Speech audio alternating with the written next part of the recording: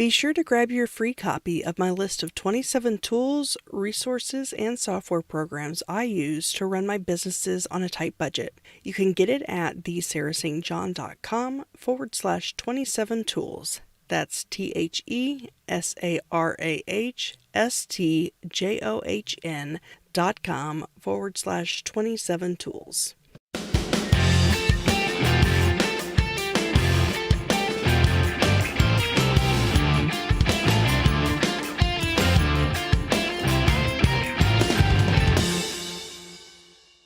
Welcome to the Frugalpreneur podcast. I'm your host, Sarah St. John, and my guest today is an expert in affiliate marketing, podcasting, blogging, course creation, email marketing, and more. There's nothing this guy doesn't do.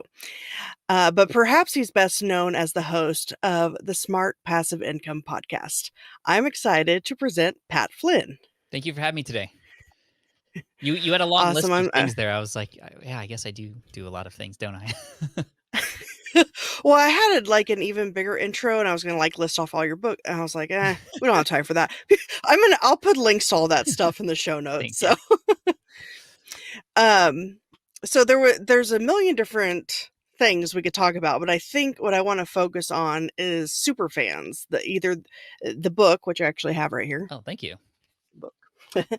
And just the whole concept of that.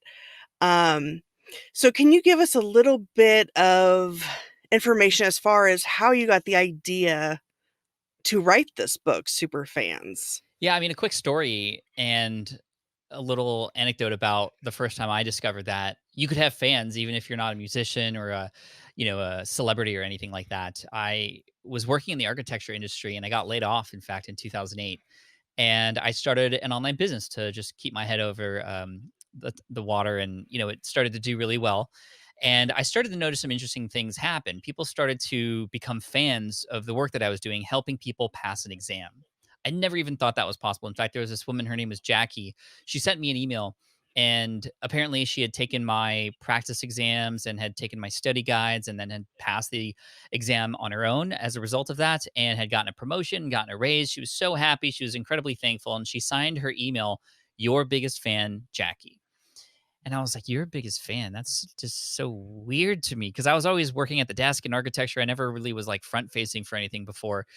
But then an interesting thing happened. 2 months later, I noticed that there was a whole slew of people from the same office. I knew because it was the same email address sort of ending. 25 new customers came in within about a week's period from that same company that Jackie was at. So I reached out to Jackie and I was like, "Hey, what's going on? All these people from your company are getting my guide." She's like, "Yeah, I told everybody about it. They all wanted to study for the exam and I convinced everybody to buy your guide." And I was like, "Wow, are you kidding me?" This one person who was a fan because I had helped her out turned into 25 additional sales. And it was so meaningful, and everybody wins in that situation. And I love marketing where everybody wins. So this idea of superfans was combined with my own experiences having built superfans in a space where you wouldn't normally think superfans could be built, along with an article that was written a while back that inspired me as well, called "1,000 True Fans" by a man named Kevin Kelly. And I really love this. And there's a little bit of easy math that's going to change your life. And it changed mine when I heard about it. 1,000 true fans, a true fan or super fan being somebody like Jackie, somebody who, if you are a musician, they're gonna wait for you backstage to take a selfie with you after the concert's over. Or if you come out with a product, they're not even gonna read your sales page; they're just gonna buy it, right? Those are the kinds of super fans or true fans we're talking about.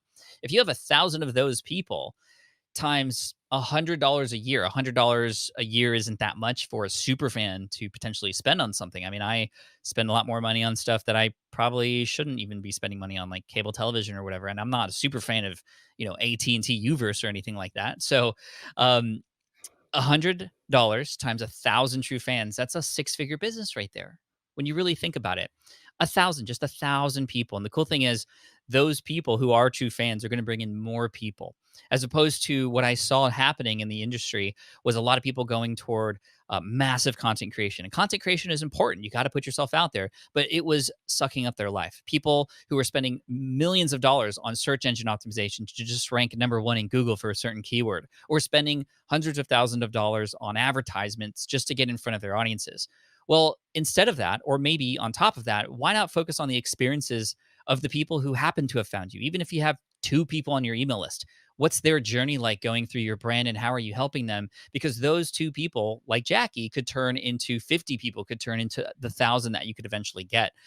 And the thing is, fans aren't created the moment people find you, right? They're created by the moments you create for them over time. But it's a long-term game. And I think that's where we're headed in business, especially with many people building platforms on social media like Facebook, Instagram, and building a large following there, a really beautiful following, only to have the algorithm get in the like change overnight, and then all of a sudden you can't reach those people anymore. Or what if Facebook takes the same plunge as MySpace did and goes away, and then all of a sudden you don't have your contacts anymore?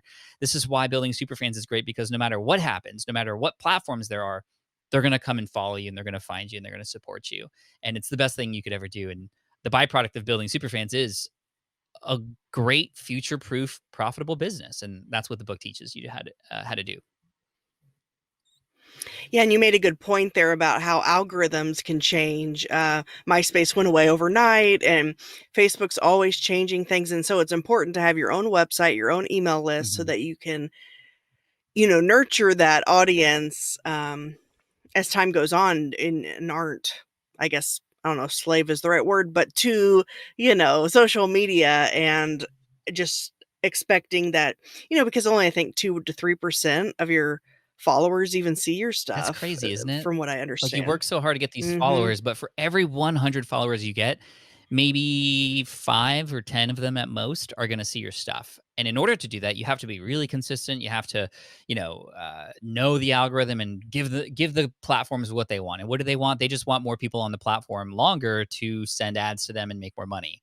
Versus if you have fans, literally you can have them write letters to you, and that's how you communicate. Like, and that can happen. In fact, that's what happens when you build these fans. um, but it doesn't happen overnight, like I said, and it takes some knowledge of just uh, human psychology in terms of how do we get people, number one, interested at all in what we're offering, and then how do we get them deeper into the community and hopefully level up to super fan status from there. Mhm. And so what are some steps to take a casual audience into a quick, or active audience? I Yeah. guess quick wins, you mentioned in the book. Can you give us some examples of that? Yeah, quick wins are one of a few ways that you can turn somebody who's just found you, right? They just found your website, maybe through SEO or a link on another website or a share on social media or something, or a guest podcast spot that you might have been on. That's the first moment. And that first moment's really important. We need to have a moment of activation, something that activates that person's mind to go, oh, I like this person. I want more of this, or I like what this. I vibe with this person. And a quick win is a great one, because a quick win offers something that within 5 to 10 minutes they have now something that they didn't have before because of you. And this initiates and sort of activates the reptilian part of a brain to go, ooh, nice little reward there. I want to keep going back to that. I want to keep going back to that. I want to keep going back to that. And I was following personal finance blogs for a very long time. In fact, I was subscribed to about 40 of them when I was in architecture. But there was one in particular that I wasn't a huge fan of because the name was a little off-putting. I wasn't really into it, so I never really dove into the articles. But this website was called "I Will Teach You to Be Rich" by Ramit Sethi, and I never got into his stuff until there was an article that he wrote that started getting passed around, and I read it, and it was a quick win. You could call your cable company, you read the script that he laid out for you, and you could save 10 to 15% on your cable bill, like just like that in 10 minutes.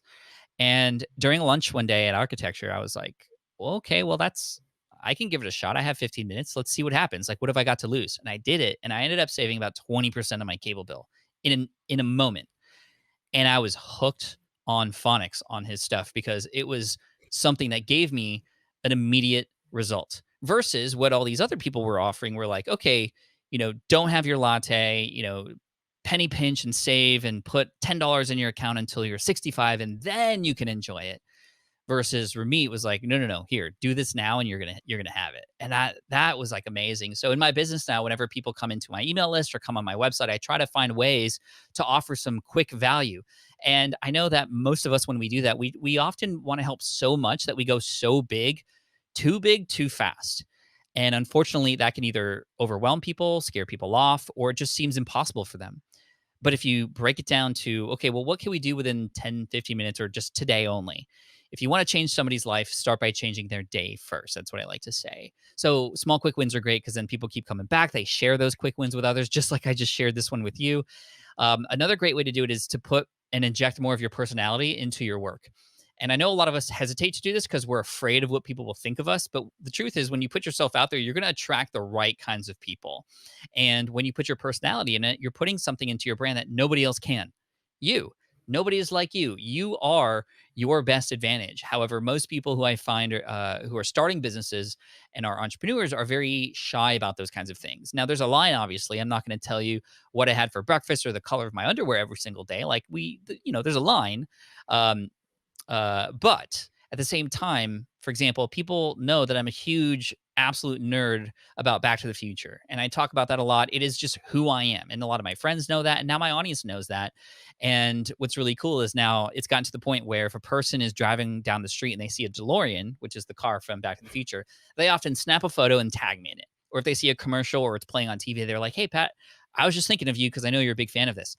Now my brand or I am being thought about without even having to do anything because that is something that they know about me. So when you inject your personality into stuff, people can get to know you and want to follow you, even though, yes, maybe there are some more qualified people out there who could teach the same thing, but they're going to gravitate toward you because you are being you. So don't hide behind that. And the third and final way that I like to offer how to connect with an audience right away, and this is really important, is to speak the same language, right?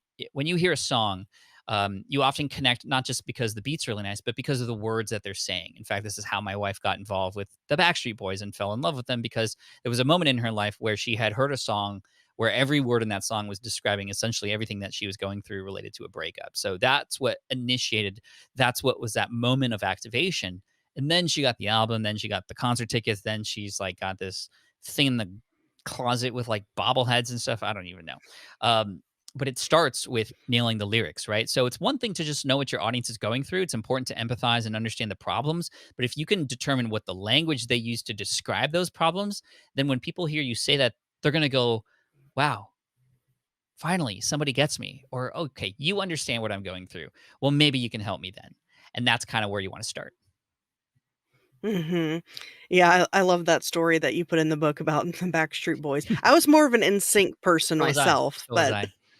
yeah, Justin Timberlake for the win. yeah.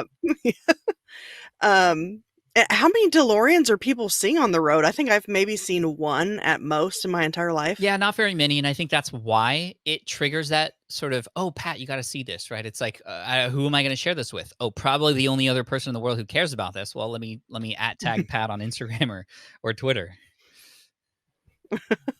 That's funny. Okay, so then how does one go from an active audience to a connected community?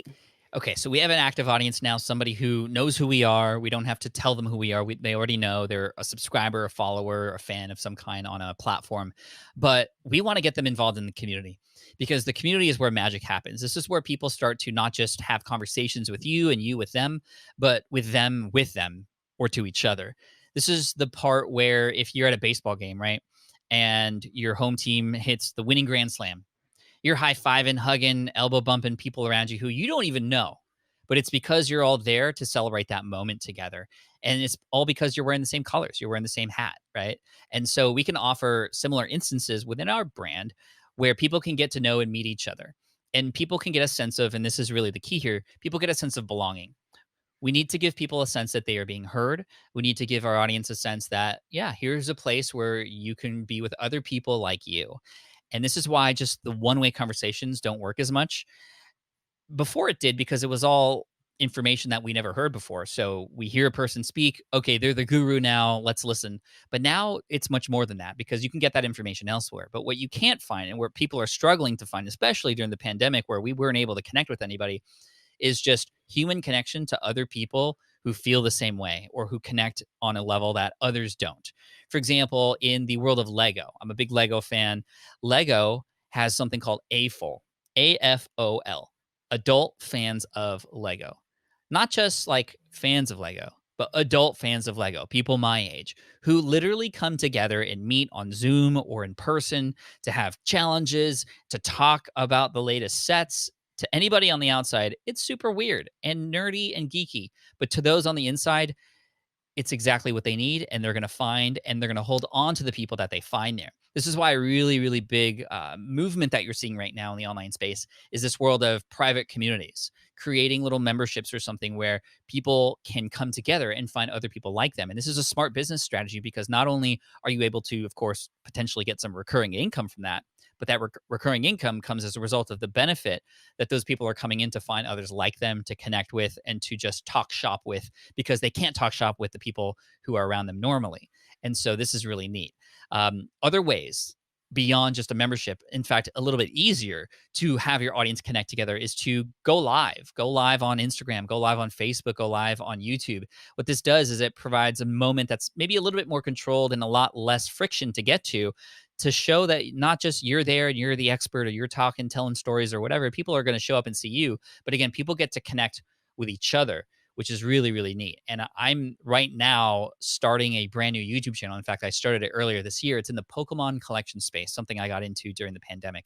And I've gotten involved in a lot of communities who the creator has gone live. But what's really neat is I'm actually making real friends from other people who I've met in the chat. And now it's like that's my that's my water cooler area. That's the place I go to hang and talk nerdy Pokemon stuff with people who just on the outside wouldn't get it, and we get deep on it, and it's really, really fun. So it's something that you could definitely create. And then the final thing, and this one maybe is even easier, is just to get people comfortable with speaking up and being heard. It's one thing to allow for people to come on the court with you, but it's another thing to have people come on the court and you pass them the ball and you let them shoot every once in a while. That's how you really make a person feel like they're playing the game with you. So when your community comes in and you have other people in your audience or even people on your email list, interact with them and also listen and hear them and address them and talk about them. Spotlighting your community is a great thing to do as well. If you have students or customers who've done really great things with your stuff, this is a fantastic idea. Tell their story, make them the hero of the story. You are essentially, or your product becomes the guide that everybody else will now want because they've seen what it's done for this person who's gone from challenged and struggled to now overcoming those challenges and struggles and doing really well with something that you're able to help them with. So that's one of my favorite things to do with a podcast, is to invite a guest who is in fact a student or a member of my audience, because people are actually more connected to that person than, if I were to bring like Gary Vaynerchuk, a big name in the space, but people, they just can't connect with him on that ethereal level. Versus somebody who's just a couple steps ahead of them. And so this is how we bring that sense of community. And then other things like, naming your community. If you have a name for your community, it makes them feel connected to it. This is where swag and shirts and hats can come into play. And it's not just because, and it shouldn't be because you want to make $1 million selling shirts. Usually you can't. It's because you make people feel like they're a part of something when they have something that others don't. And that's what swag is really for. And it allows people to stay in those communities longer and feel like they're more a part of it with you.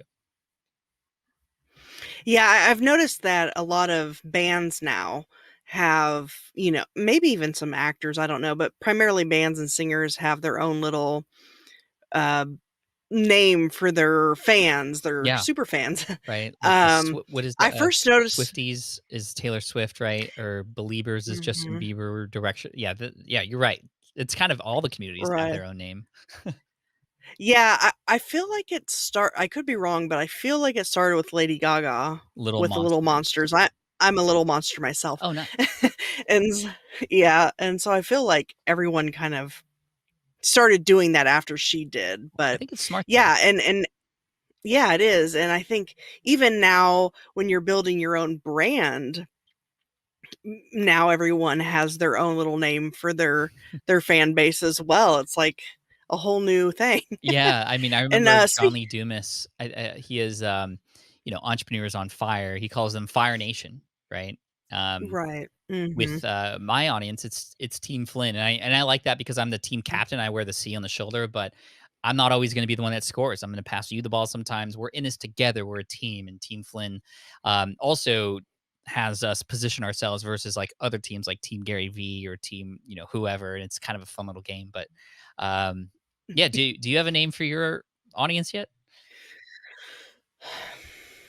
I thought about the frugalpreneurs, but I mean, I don't know. that's bang on with the brand, isn't it?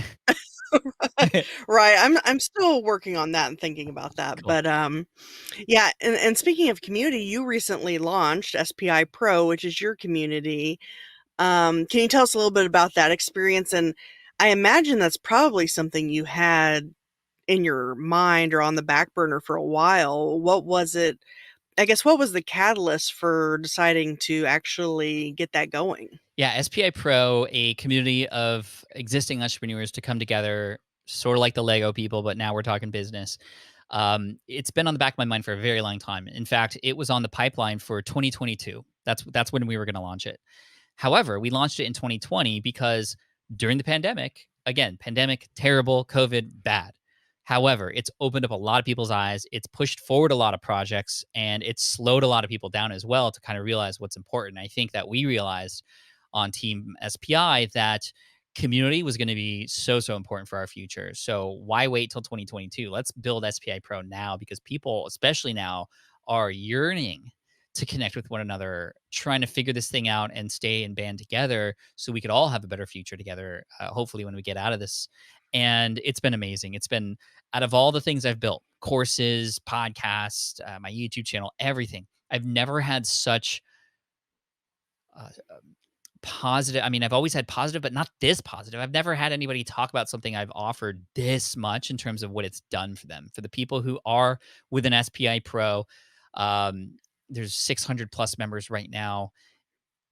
They're just like, I can't imagine life without it right now. It's exactly what I've always needed. It's exactly what I've wanted. They've built connections. They've made friends in there. They're getting challenged. We're pushing them, and my team is involved. We actually hired to help manage the community. And Jillian, our community manager, is just amazing. I mean, her life is now making sure everybody in there is happy and successful, and it's working. I mean, we just enrolled 100 new people not too long ago, and it's just been amazing. And the quality of the people just seem to get better and better. And yeah, some people leave, and that's going to be normal, but it's almost like a tree, right? You know, we're growing this thing, and in order to make the tree look great and grow the highest, you kind of have to prune it every once in a while. You have to trim it away so that all the energy gets put forward into the base, into the trunk, as opposed to kind of extending too far out and kind of maybe not being where it needs to go. So, you know, it's always a learning process, and we're just about a year into this now in the membership. It's, you know, they call it the holy grail of passive income because you get that recurring income and you kind of have a predictable income. I'll tell you, it's anything but passive. It is a lot of active work to be involved, to keep an ear out on what's going on, and to provide events that people could look forward to. But yeah, thank you for allowing me to mention it. It's been amazing, and I'm so glad Mm. that we pulled it forward. Yeah, I've been a member of it and I really enjoy it. The connections and the conversations and you know, if someone wants to start a free community on like Facebook or Mhm. I started one on Mighty Networks actually. Nice, they're great too. But yeah, that's a way to at least get started and kind of make connections and whatnot, and then maybe at a certain point start having a paid offering. But and so then to go from community to super fans, can you give us some examples or, steps in that process? Yeah, I mean, just naturally, some of the community members, because they love the experience so much, some of them are just naturally going to become super fans, right? Like, there isn't really anything else you need to do for some people. However, there's some things that you can do to sort of nudge people a little bit to go, hey, like, let's go even deeper here together in this relationship. And what I love to do is just one thing and one thing in particular. That's creating memorable moments by surprise. Memorable moments, ones that kind of get people to realize, oh, this is something different, but the by surprise part is the key, right? And the analogy I like to use is that oftentimes we communicate with our audience in a way that's kind of expected. Like, they expect us to communicate that way with them. It's similar to when, for example, if you're going to bed every night with your spouse, you say, "Good night, honey. I love you," every night. That's just what you say. And it's not that it becomes less special or like meaningless, but it's just expected, right? So, you know, it's not as interesting perhaps or surprising anymore. It's that I love you on a 3:48 p.m. on a Tuesday randomly that comes out of nowhere that gets a person to go, "What's this for?" Just because. Oh my gosh, are you serious? Like, that stuff becomes the stuff that you remember, that is talked about, that's shared. And when you can provide those experiences for your community members, it goes a very, very long way. And there's thankfully access to so many tools that we could use right now to do this. In fact, if you're listening to this, you could do this as soon as you're done listening to this or the next episode. Um, and that would be using Instagram or Facebook or Twitter and reaching out to people who are already following you and send them a direct message. But don't just send them a direct message to just go, hey, I would send them a video and just say something like, hey, Sarah, Pat here. Thank you so much for following the Instagram. I just wanted to say I appreciate you. If there's anything that I can do to help you, let me know. And yeah, just thanks for being you. Like literally 10 seconds, right? I'll tell you, this gets like a 95% reply rate, number one. And number two, people are blown away. And oftentimes people will go out of their way to share that with others that, oh my gosh, like so and so. And you don't have to be a celebrity for people to get excited. People get excited because you're giving them some time. And it's not that much time, but it's some time, and that's meaningful. And the beauty of this is because it just doesn't take very long. It's sad because anybody can do this right now, and nobody's doing it. Using a video on a direct message to just connect for no other reason than just say hi, because most people will use that opportunity to connect when they need something, right? Like, hey, Sarah, Pat here. I know we haven't really chatted ever, but hey, I got this book that just came out and I think you'd enjoy it. It's like, okay, well, obviously you're just reaching out because you want to make sales versus, hey, Sarah, just how are you? I see you have a podcast. How's it going? And just connect, right? You're digging your well before you're thirsty. Because if you're digging your well and you're already thirsty, meaning you need something, it's too late, right? It's too late. So try it. It's going to work. It blows people away. And the cool thing is, I do this every Friday. I take the dogs on a walk around the neighborhood for 30 minutes.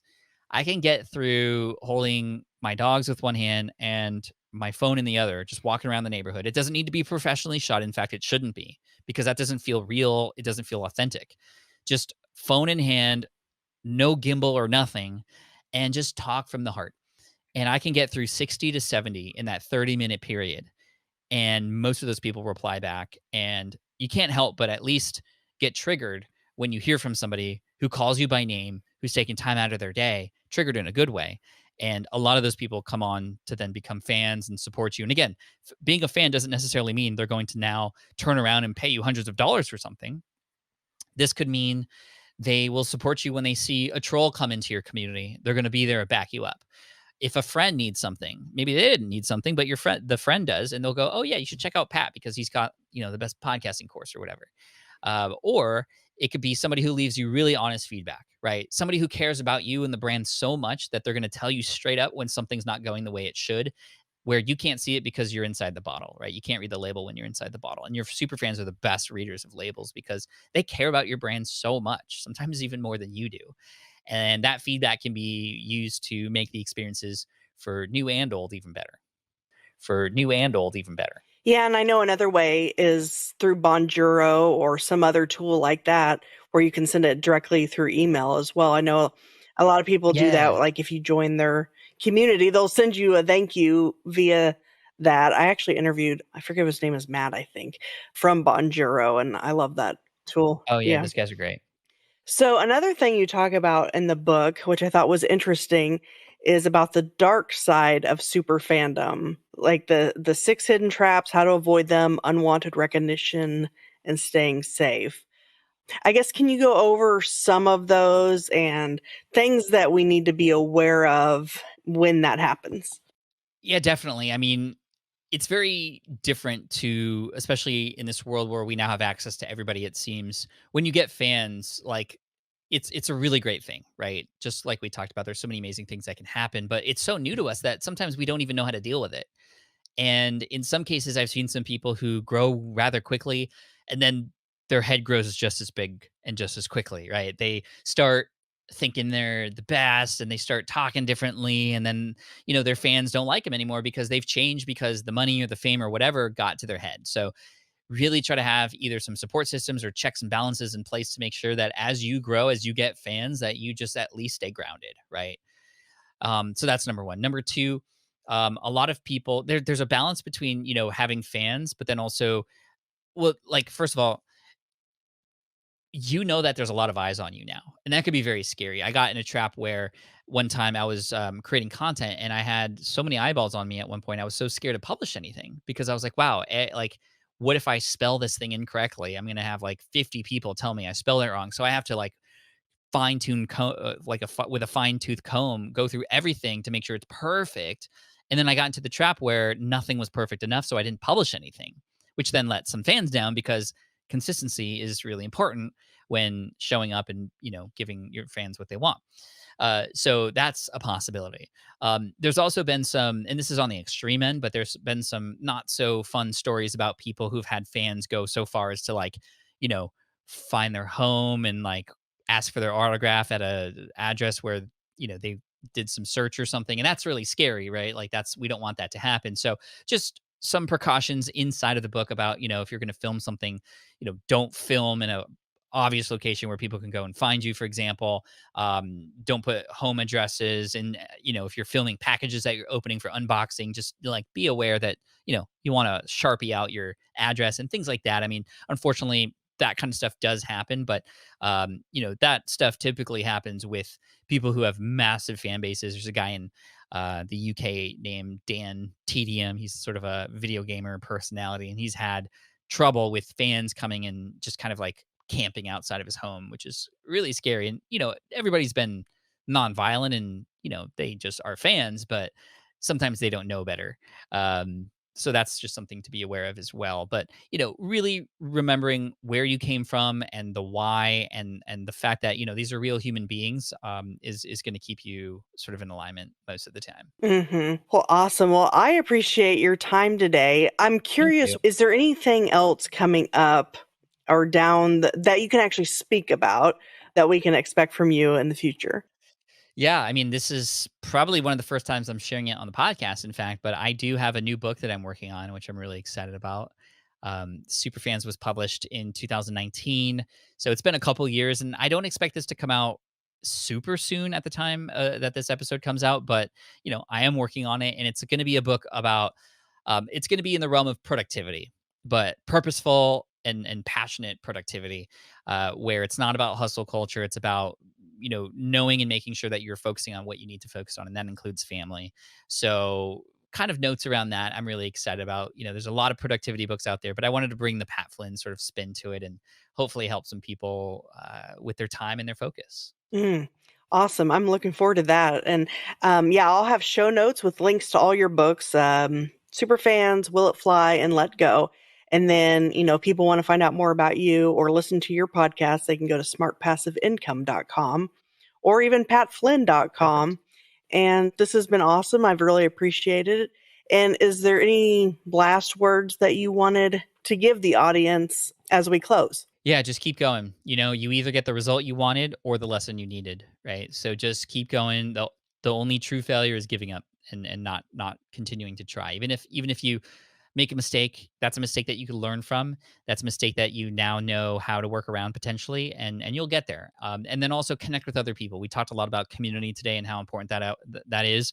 I wouldn't be where I am today without community and the people who I've connected with. And I always try to serve others first because you never know, you might need some help in the future. So to that point of reaching out to other people and digging your well before you're thirsty is really key. So relationships, go out there, serve, and keep going. Persistence is key. Awesome. Yeah, I agree with that. I think any mistakes and failures you can learn from them so that they're not a complete waste of time or whatever. I know I've had plenty of failures and have learned from all of them. So I definitely agree with that. You just got to keep pushing forward. And again, the show notes with links to everything will be at thesarahstjohn.com/Pat. Well, thank you so much. Thank you. As a special thank you, I am giving away a free copy of Pat Flynn's book, Superfans. Enter to win at thesarahstjohn.com/giveaway. That's THESARAHSTJOHN.com/giveaway.